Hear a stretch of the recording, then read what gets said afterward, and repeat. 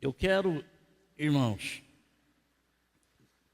nesta noite, como fiz na parte da manhã, trazer uma mensagem ao seu coração, com a graça e a misericórdia de Deus. Nós temos consciência, irmão, temos consciência de que nós não somos absolutamente nada e ninguém sem a misericórdia e sem a graça de Deus. Nada, nada, nada. Nada, nada. Mas, tendo a misericórdia de Deus, tendo a graça de Deus, a bênção, ela manifesta em cuidados, em proteção, em direcionamento, em cura, em libertação sobre a nossa vida. Eu quero assim alertar você, para que você nunca se sinta numa posição maior do que outras pessoas, a ponto de você querer humilhar, ou envergonhar, ou desprezar quem quer que seja.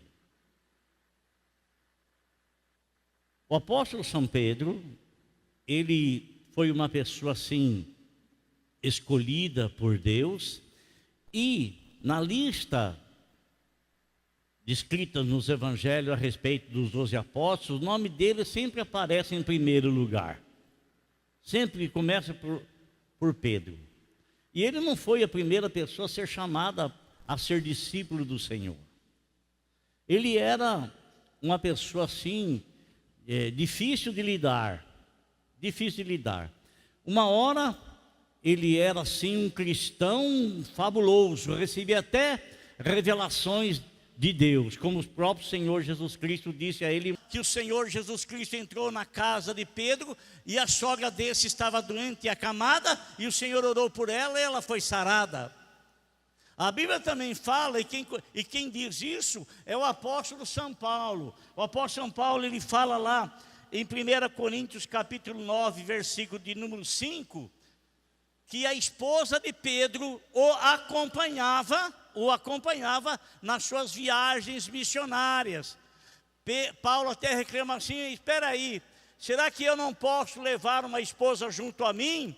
Da mesma forma que Pedro e os irmãos do Senhor levam, né? Então Pedro e os irmãos do Senhor, que se converteram após a ressurreição de Cristo, porque Cristo apareceu a eles se converteram e se tornaram pregadores. Tiago, Judas, que escreveram essas cartas que estão escritas aí, Judas e Tiago, eram irmãos do Senhor.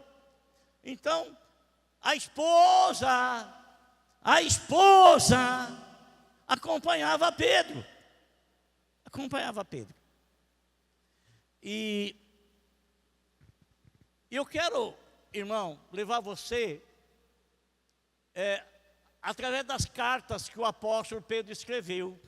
Você sabe que tem algumas cartas que foram escritas que tem um direcionamento a uma certa igreja, a igreja de Coríntio, a igreja dos Filipenses, a igreja dos Tessalonicenses. Então, aquela carta foi dirigida para aquela igreja, levando em si aquilo que estava sendo necessário para aquela igreja. Não quer dizer que muitas das coisas que estão escritas não é para nós hoje, mas tem cartas que não tem especificamente um grupo direcionado, e que são essas duas cartas do apóstolo São Pedro, a primeira e a segunda. Essas duas cartas, irmãos, ela tem um propósito específico. O que é que o Senhor falou para ele? Quando você se converter, fortaleça os seus irmãos. Então o objetivo dessas duas cartas são cartas universal, não tem para todos os cristãos dessa cidade, daquela outra, todos os cristãos. E na primeira carta é interessante, porque ele fala com aqueles irmãos, direcionando-os para que eles estivessem preparados para as perseguições que estariam enfrentando fora da igreja, do lado de fora da igreja. E na segunda carta, ele escreve chamando a atenção para as coisas que estariam acontecendo dentro da igreja. Dentro da igreja. Irmão, quando a perseguição é do lado de fora, você tem o conforto e o consolo dos demais irmãos. Dos demais irmãos, né? Mais difícil coisa é quando a situação é dentro da igreja. A mesma coisa, você, amado irmão, amada irmã, você tem uma dificuldade lá fora, é uma dificuldade, mas você tem a sua família te ajuda, te dá apoio, você encontra apoio, fortaleza ali na sua família. O duro é quando o problema está dentro de casa. O duro é quando a situação é amarga dentro de casa. Aí que é difícil, aí que é duro, irmão. É duro, porque é o lugar onde você passa o maior tempo da sua vida e é o lugar onde estão as pessoas mais próximas a ti. Então, Pedro escreve essa carta.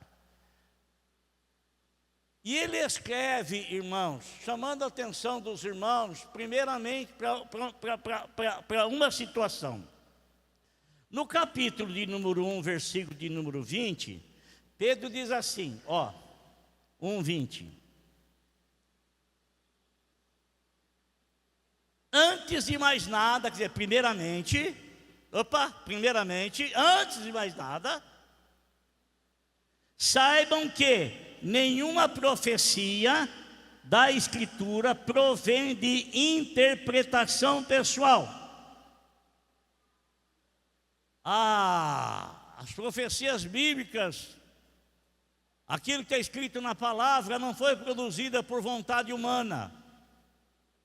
Não teve alguém que falou assim, não, vou escrever isso porque eu senti vontade de fazer isso e vou, não.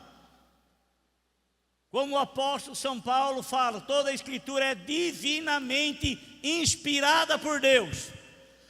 Toda a Escritura é divinamente inspirada por Deus. Então ele fala que, antes de eu falar o que eu quero falar para vocês, eu quero que vocês saibam que nenhuma profecia é de particular interpretação.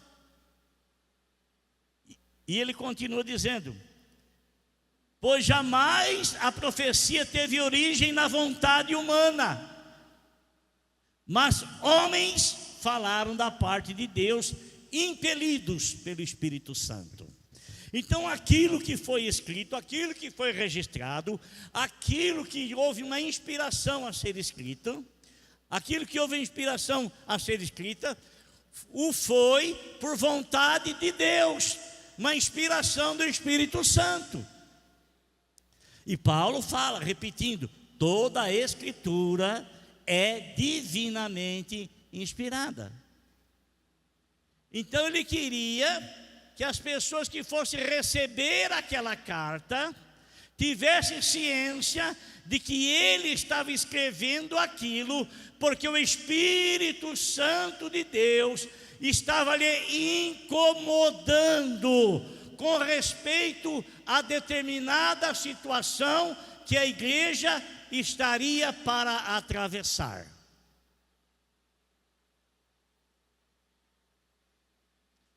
Preparando a igreja para tal.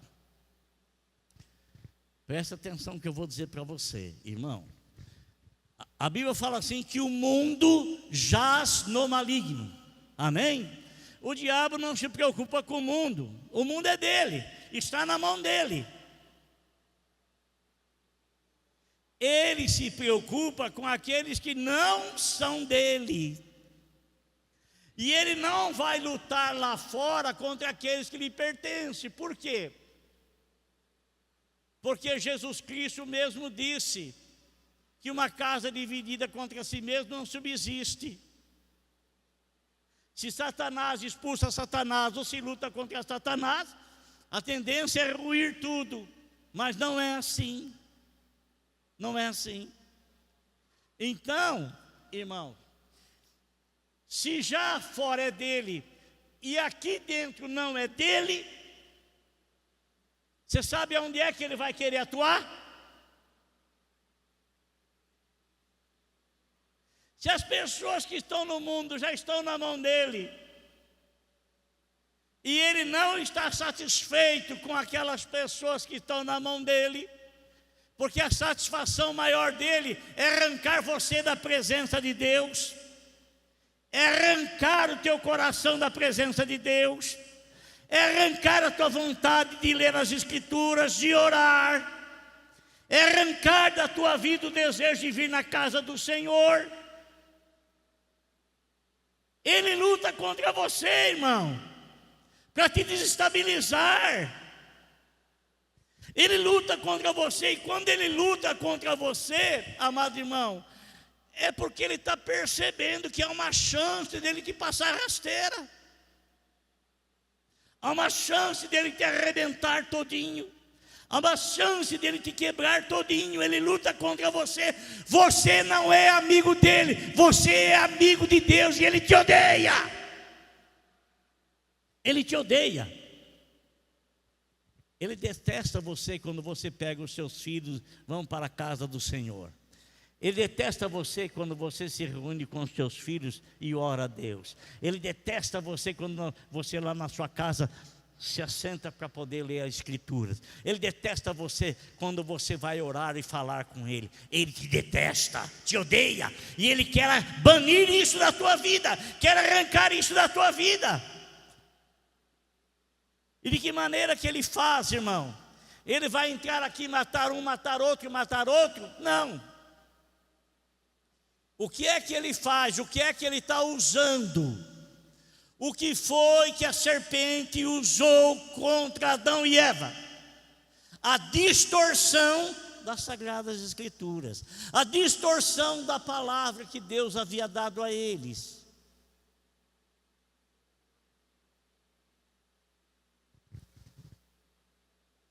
Olha uma coisa.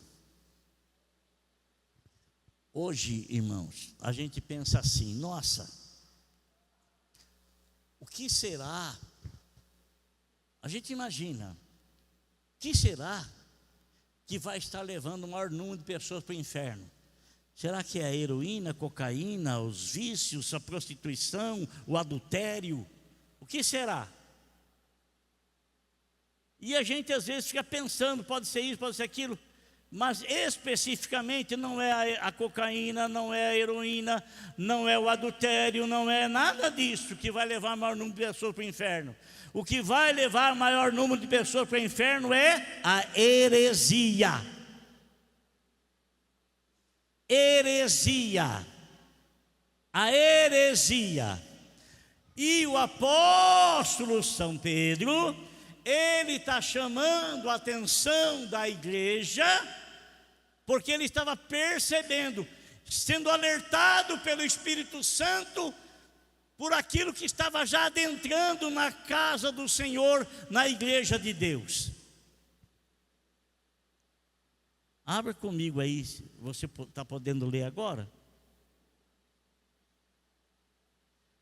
Capítulo 1, versículo 12 de 2 Pedro.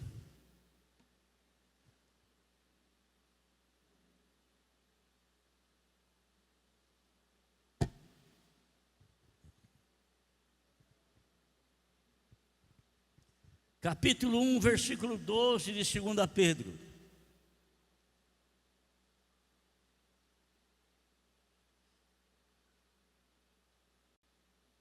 Acharam, irmãos?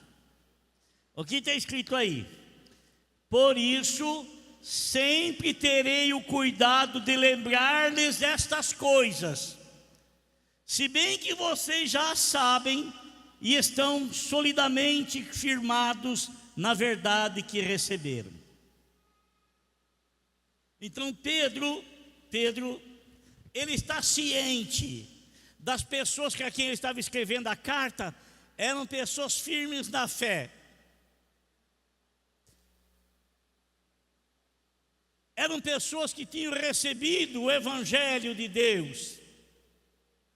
Eram pessoas fortalecidas pelo poder do Espírito Santo. Mas mesmo assim, ele buscava lembrar as pessoas, e lembrar as pessoas do que? De se vigiar, de vigiar a vida. O apóstolo São Paulo fala assim: olha, examine se você ainda está em Cristo Jesus. Examine se você ainda está em Cristo Jesus. Então, amado, ele começa no capítulo 2 a falar com a igreja. E o que ele fala com a igreja? Olha o que ele fala. No passado surgiram falsos profetas no meio do povo, como também surgirão entre vocês falsos mestres. Ele fala, no passado surgiram falsos profetas no meio do povo. E se você ler o Velho Testamento, você vai ver que não foi um nem foram dois, foram muitos os falsos profetas. Por quê? Porque, irmão, Satanás, ele é um imitador do Senhor. Ele tem uma inveja tão grande de Deus, mas tão grande de Deus, tão grande, que ele não pode ser o que Deus é. Então ele procura imitar aquilo que fazem para o Senhor. Ele procura que as pessoas fazem para ele também, ou façam para ele também. Então, quando o Senhor usa alguém para trazer uma mensagem de verdade, Satanás também usa alguém, porque a Bíblia fala assim, que na sutileza de Satanás, ele faz com que pessoas se transfigurem até em anjo de luz, mas que na verdade são mensageiros das trevas. Então ele está alertando a igreja. Aconteceu falso profeta no passado, e no meio de vocês vai acontecer que vai entrar falsos mestres. O que é um mestre, irmão? O mestre é um educador, é um ensinador. Sabe? Educador é ensinador. Agora existem os verdadeiros, e os verdadeiros mestres, conforme está escrito lá em Efésios capítulo 4, versículo 11, dos dons ministeriais, que são 5, e dentre eles existe o mestre. O mestre é aquele que traz a doutrina da verdade, e doutrina é coisa transcendental. Doutrina é coisa que vem dos céus para o homem, não é um costume meramente humano, porque nós aqui podemos ter um costume. Os nossos irmãos lá no norte, lá tem outro costume, Às vezes nós temos uma palavra aqui que para nós é uma coisa natural, e essa mesma palavra em algum lugar é um nome feio, é um palavrão. Tem países, irmãos, em que tem um determinado costume, é um costume do país. Por exemplo, vamos aqui um exemplo bem simples. Os indígenas, irmãos, né? Os indígenas, hoje, na grande maioria deles, eles usam roupa igual nós estamos usando, porque eles têm relacionamento com a sociedade, e eles não podem andar naturalmente como eles andavam outrora. Mas existem tribos ainda que andam totalmente nu, praticamente. É costume deles.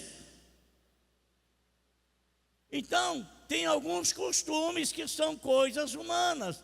Eu me lembro quando eu era mais jovem, eu tinha o cabelo aqui assim, ó, né? Usava barba, cabelo, porque era coisa do tempo, era coisa da moda, né? E sem querer eu estava imitando Jesus, porque Jesus, ele era um nazireu, e a característica do nazireu era a barba comprida e o cabelo longo, não é? Então, amado, era um costume de épocas, vêm e vão, né? Esses tempos agora aí, as mulheres, as moças estavam usando uma calça terrivelmente agachada, apertada, que até hoje já está se usando uma calça mais larga, né? Assim, que na minha época chamava-se boca de sino.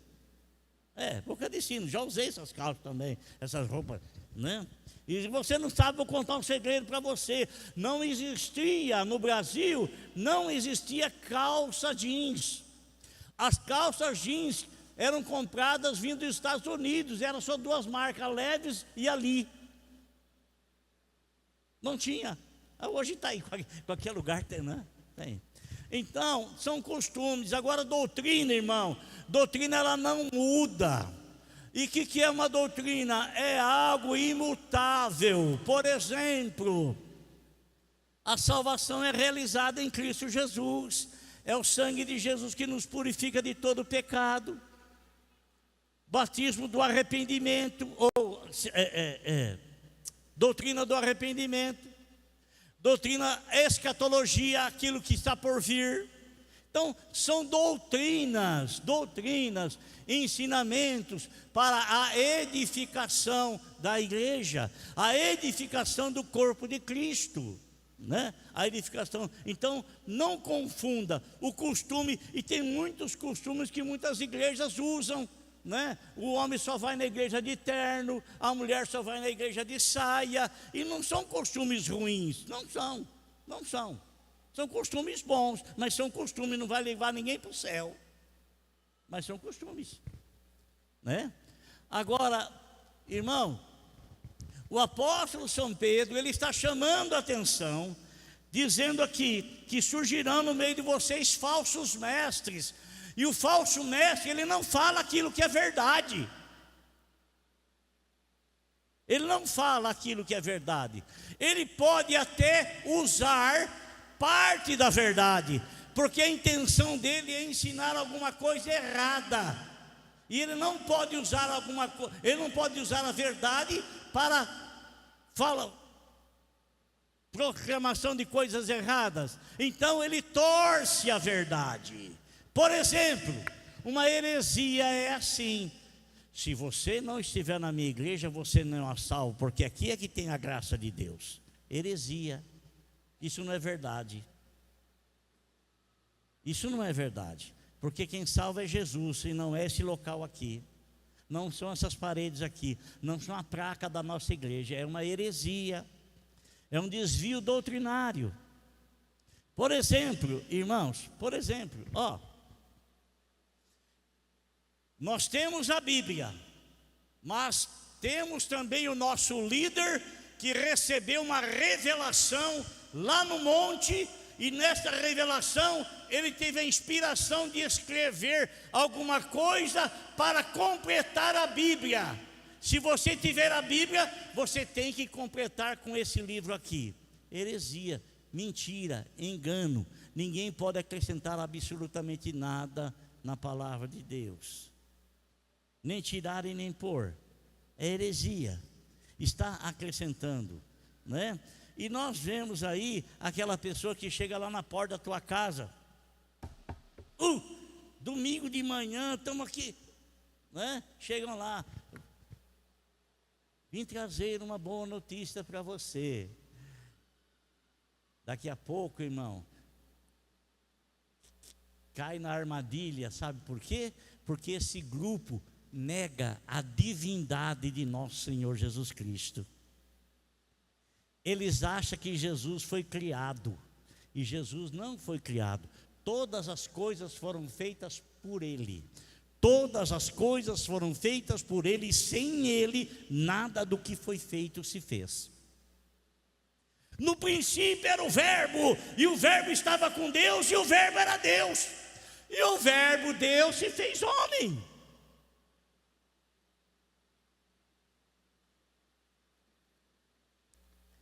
Sorrateiramente. A heresia não vem explodindo, não. Ela vem sendo colocada sorrateiramente, mansamente, vem sendo colocada. E você às vezes recebe: é uma falta de educação. Falta de educação, aquilo que você vai receber vai levar você para o inferno. A falsa doutrina, a heresia. A heresia. E todas essas igrejas entre aspas, é assim, se você vir aqui, você tem que ser batizado de novo, porque nós não aceitamos o batismo daquela igreja. Todas elas são assim. Essas que eu estou mencionando, todas elas são assim. Para você entrar aqui, porque é eles que têm a salvação, é só eles que têm o batismo certo, é só eles, ninguém mais.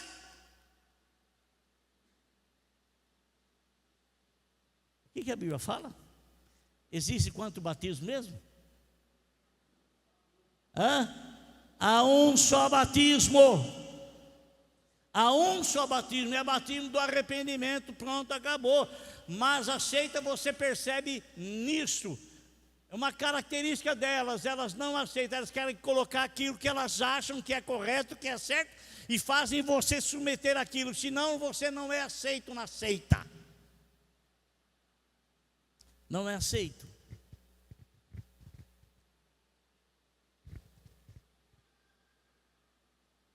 Amém? Então ele fala o seguinte, olha, estes introduzirão secretamente heresias destruidoras, chegando a negar o soberano que os resgatou, trazendo sobre si mesmos repentina destruição. Irmão, eu poderia citar outras, não quero citar o nome das seitas, mas aquilo que eu estou falando para você está dando a capacidade para você entender do que eu estou falando. Então, se você conversar com alguém, e esse alguém dizer, e você for conversar com ele, você está falando da sua fé, e ele falar assim, não, está errado, você tem que ir na minha igreja, seita. A característica da seita é essa: você só vai ser abençoado se você estiver onde eles estão. É ali, eles que têm a chave de tudo. Mentira, engano. Mentira, engano.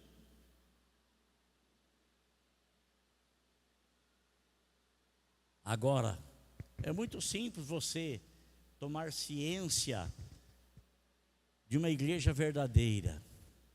Porque o Paulo disse assim, que o Espírito de Deus testifica com o nosso Espírito que nós somos filhos de Deus.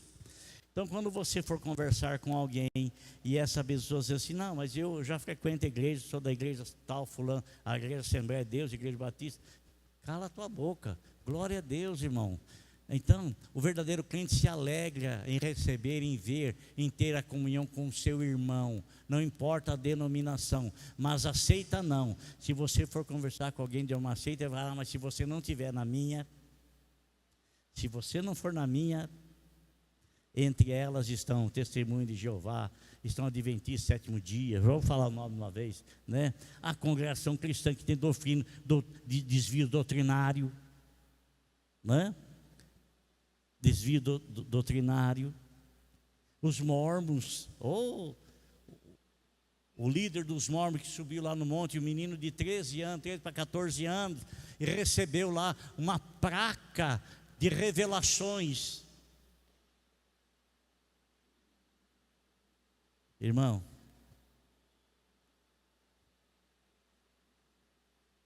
a revelação verdadeira da palavra de Deus. Você quer que eu fale mais também? Quer que eu fale para você também quem que aceita? A voz da verdade. Ficou chocado? É o nicismo. Eles não aceitam que Deus, Pai, Filho e Espírito Santo. Não aceitam. É inegável isso na palavra de Deus. Deus Pai é onipotente, onipresente, onisciente, atributos pertencentes só unicamente a Deus. Nosso Senhor Jesus Cristo é onipresente, onipotente, onisciente, atributos só a Deus. Espírito Santo, Deus Espírito Santo é onipresente, onisciente, onipotente, atributos divinos, só os três é que tem, e os três são um só Deus. Amém? Um só Deus. Um só Deus. Então, Pedro, ele fica na responsabilidade, tem ela sobre os ombros, daquilo que o Senhor Jesus Cristo falou, porque quando você se converter, então você direciona os seus irmãos. E aqui, amado irmão, nessa carta, ele fala, olha, toda a Escritura, antes de mais nada, quero que vocês saibam que a profecia não é de particular interpretação. Não é eu estou achando que eu sou profeta, eu vou...